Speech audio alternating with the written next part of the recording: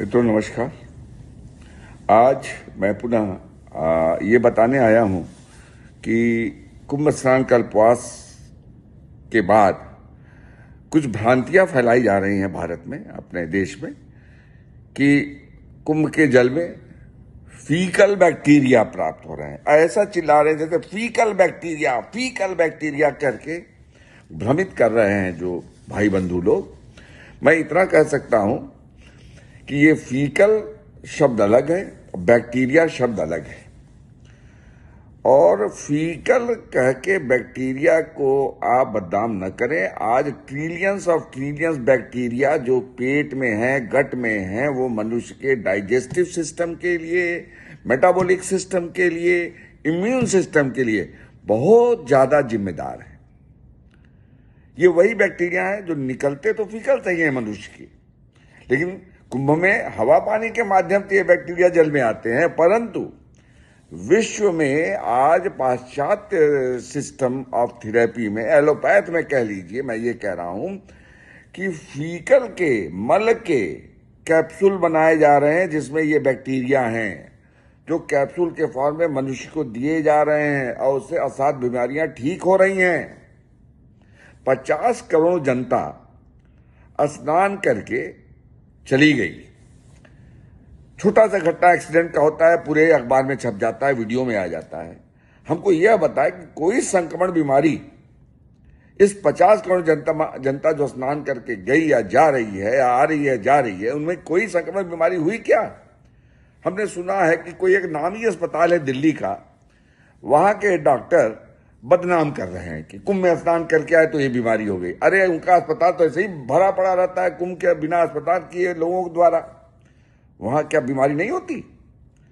अब ये कोइंसिडेंस कहना कि कुंभ में नहा के आए ये बीमारी हो गई, मैं उनसे यह पूछना चाहता हूं क्या वो फीकल थेरेपी या फीकल बायोटा ट्रांसप्लांट नाम से वाकिफ हैं? नहीं होंगे, मैं गारंटी से कह सकता हूं। ये फीकल थेरेपी आज जॉन हॉपकिंस मेडिकल सेंटर या क्लीवलैंड मेडिकल सेंटर जैसे उच्चस्थ संक्रमण बीमारियों की संस्था द्वारा कराए जा रहे हैं, किए जा रहे हैं, मान्यता दी जा रही है। वहां भी फीकल बैक्टीरिया ही है। अतः मैं निवेदन करता हूं एक बात और, जब ये प्रदूषण का सेंट्रल पोल्यूशन बोर्ड जो ये कह रही है बैक्टीरिया है, फीकल बैक्टीरिया है, अरे महाराज, बैक्टीरिया फीकल से जो निकलता है उसको आप फीकल नाम आपने दे रखा है, वो तो बैक्टीरिया है।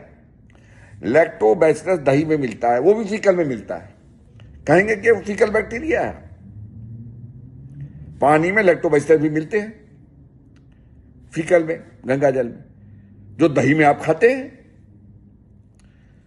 जो सेंट्रल प्रदूषण बोर्ड का जब बना तो डेफिनेशन जो था, लोगों को तब ज्ञान नहीं था कि फीकल में जो बैक्टीरिया होते हैं वो कितने फायदेमंद होते हैं। अब दुनिया जान चुकी है कि ये फीकल बैक्टीरिया ट्रांसप्लांट किया जा रहा है असाध्य रोगों को ठीक करने के लिए। मैं पहले भी बता चुका हूं कि कुंभ के स्नान करने से 6 मुख्य जो लाभ हैं स्वास्थ्य का, जो मेडिकल साइंस के सिद्धांतों के आधार पे हैं, उसमें नेचुरल एक्टिव एक्वायर्ड इम्यूनिटी सिद्धांत से इम्यूनिटी बढ़ जाती है, एंटीबॉडीज बढ़ जाती हैं, सूक्ष्म जीवाणु हम आचमन करते हैं, पेट में जाता है, इम्यूनिटी जब वैक्सीन की तरह काम करती है, बढ़ जाता है, इम्यूनिटी बढ़ जाती है। दूसरा, जो नेचुरल बायोटा ट्रांसप्लांट जो लोग कर रहे हैं, गट बायोटा रिस्टोरेशन कर रहे हैं, वो नेचुरली हो रहा है। तीसरा, वहां एचएसपीज बनते हैं, हीट शॉक प्रोटीन्स बनते हैं, सहने की क्षमता बढ़ती है। चौथा, वहां पे बैक्टीरियोफाजेज होते हैं, जिससे तमाम अंदर बाहर के संक्रमण जो बैक्टीरिया होते हैं, बैक्टीरियोफाजेज जाते हैं, उनको मार देते हैं, वो ठीक हो जाती है। आजकल फास्ट थेरेपी चल रहा है देश में, विश्व में। पांचवा, वहां स्ट्रेस जनित बीमारियां, अनिद्रा, हार्ट, डायबिटीज, ब्लड प्रेशर, तमाम चीज डिटैच होने से, घर से, काम करना से, सांस्कारिक मोहमाया से अटैच होने से, अध्यात्म से, स्ट्रेस जनरेटेड बीमारियां नहीं कम हो जाती हैं कल्पवास के जीवन शैली से। और साइकोसोमेटिक इलनेस में भी लाभ होता है। ये तो मैं आपको बता रहा हूं, 6 एकदम सिद्धांत है।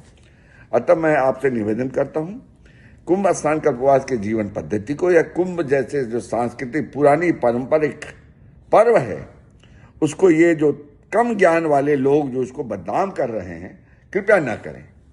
बहुत ही वैज्ञानिक है, बल्कि इस पर शोध करने की जरूरत है। एक बहुत बड़ी बॉडी बना करके देश स्तर पे हम इसको शोध करके विश्व को कई नए लाभ दे सकते हैं।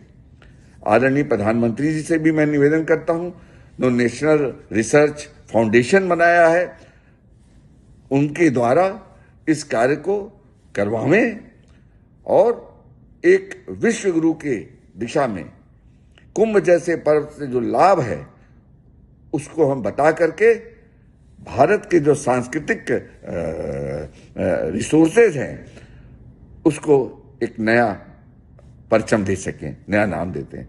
इतने के साथ मैं अपना वाणी विराम देता हूं। धन्यवाद।